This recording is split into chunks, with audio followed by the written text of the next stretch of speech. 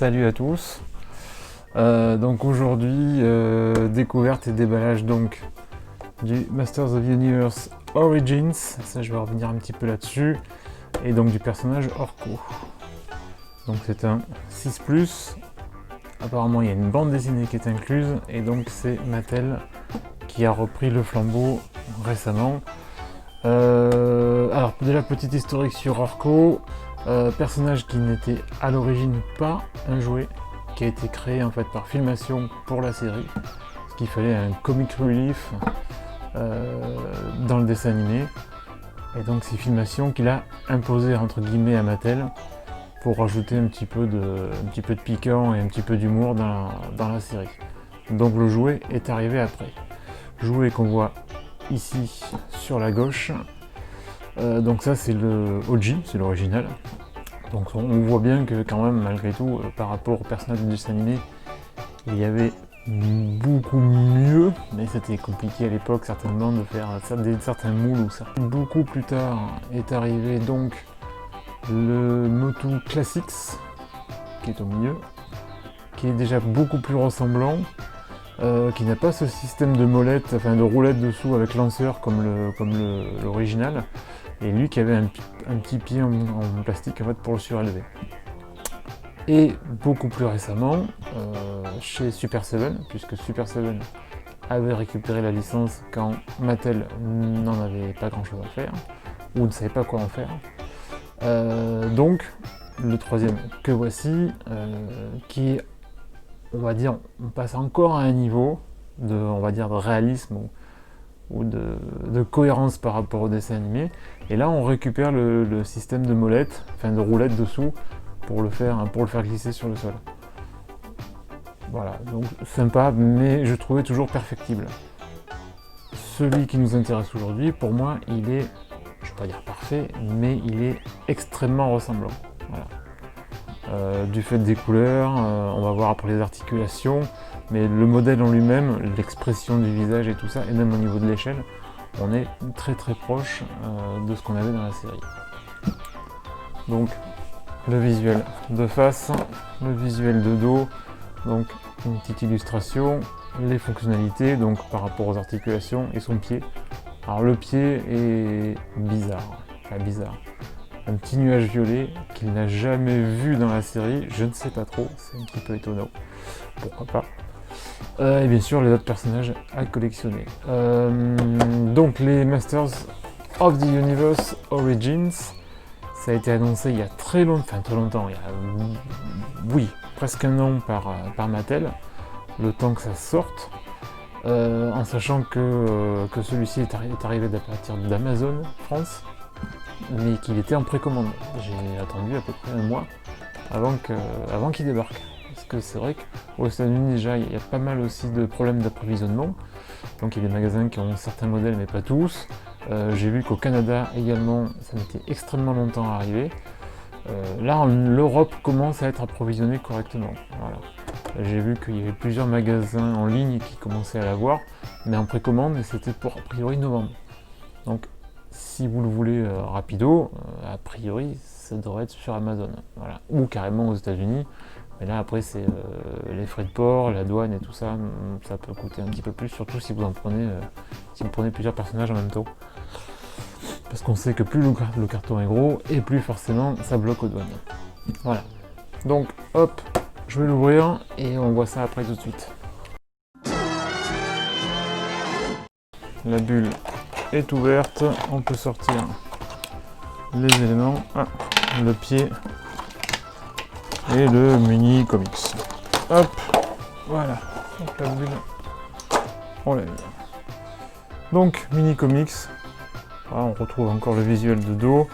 Ah, quand même, il y a 3 qui. D'accord, il y a quand même quelques menus pages. Ok, mais il n'y a pas de dialogue du tout. Ok, sympa, mais bon. Allez, on va dire qu'on peut passer. Hop, le personnage en lui-même. Il y a un petit truc derrière. On va le sortir. Voilà. Hop, hop. Alors vite fait les accessoires, le pied en lui-même qui est Donc violet transparent avec pas mal de brio, c'est rigolo, c'est mignon. Tout simplement, hop hop, avec une petite tige. Donc ça tourne et ça pivote au niveau du pied. Orco en lui-même, hop, donc c'est ça aussi qui est très intéressant, c'est que sur ce modèle-là, il y a enfin donc toutes les articulations qu'on pouvait souhaiter sur une figurine normale. Alors je suis en train de regarder, voilà, ça il est dans le bon sens. Donc on peut lui faire plier les bras. On a aussi ce qu'il faut au poignet. On a la tête qui tourne. Ouais, ça c'est nickel. Voilà, on a enfin quelque chose d'expressif, on va dire. Parce que les précédentes ne l'étaient pas vraiment. Donc on peut lui faire faire plein de poses sympathiques.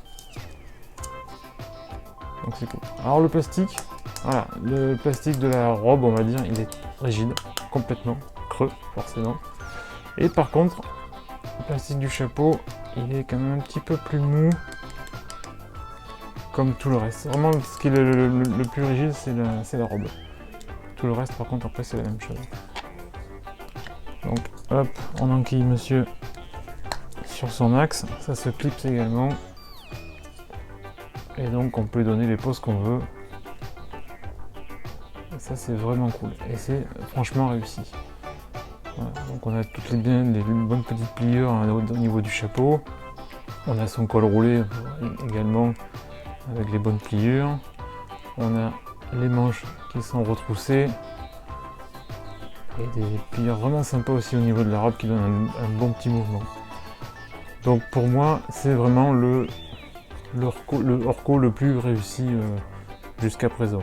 Après, je peux éventuellement me tromper, d'autres qui vont peut-être me dire que rien ne vaut l'original, mais je trouve qu'au niveau des poses, au niveau de la présentation, au niveau de la finition aussi, parce qu'au niveau des couleurs, il n'y a vraiment rien à dire, on est vraiment à ras, il n'y a rien qui déborde, c'est propre, on va dire pour du jouet de grande consommation et produit en masse.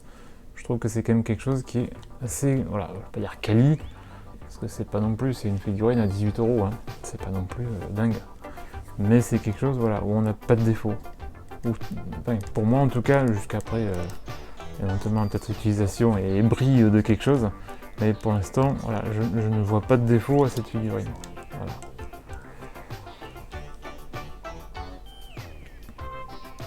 Par contre, contrairement, ouais, on peut pas enlever le chapeau. Voilà, tout est fixe.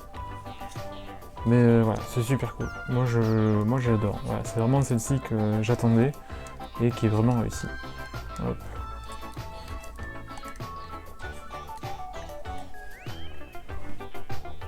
Voilà, vraiment sympa. Alors c'est vrai qu'il n'y a pas d'accessoires, il n'y a pas de bouquin, il n'y a pas de baguette, ou il n'y a rien. Voilà, ou des balles, parce que c'est souvent qu'il y avait des scènes où il se prenait quelque chose sur la tête ou autre, où à chaque fois ou un saut par exemple aussi avec le maître d'armes, il y avait toujours une scène où il emmerdait le maître d'armes. Là on n'a aucun accessoire, c'est vraiment la figurine en elle-même, son pied et son socle. Mais c'est efficace, voilà, il n'y a franchement rien à dire. Dites-moi ce que vous en pensez en commentaire éventuellement.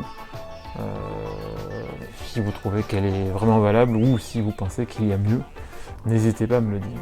En tout cas, voilà ce que je pouvais vous dire sur donc la figurine Orco de la série Masters of the Universe Origins. Donc c'est une série qui est toute récente, qui est de 2020.